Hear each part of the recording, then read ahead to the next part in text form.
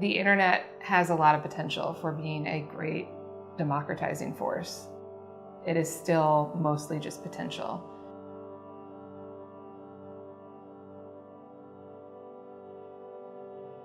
I mean, the internet is, I think, the most democratizing communications tool in human history, and the industry that is being built on top of it should have more democratic potential than we've ever seen before. And in fact, the industry seems to be creating a bigger divide.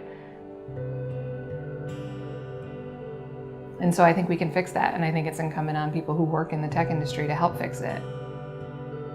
The tech community has a lot of power, and many of them, most of them, the vast majority of them, believe in equality and openness and collaboration and respect for diversity.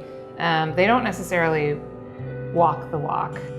And so we want to create a space where those values are articulated for them and they're given actions that very clearly allow them to use their power to lift up others.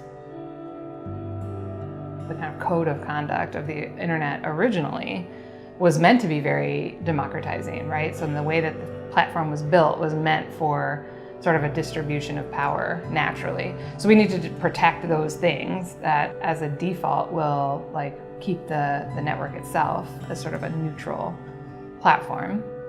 And that's where we need to fight for these tech policy issues like net neutrality, privacy protections, ubiquitous access to the internet, so broadband. These are things that we should be fighting for.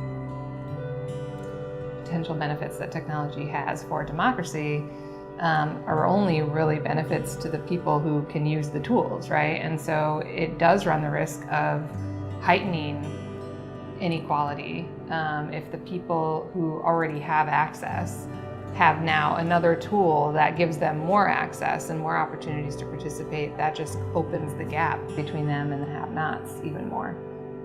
Like any system, it is imbued with biases that we carry with us, and those are going to be things that we have to fight against all the time. And so inequality and injustice is something we need to be vigilant about always.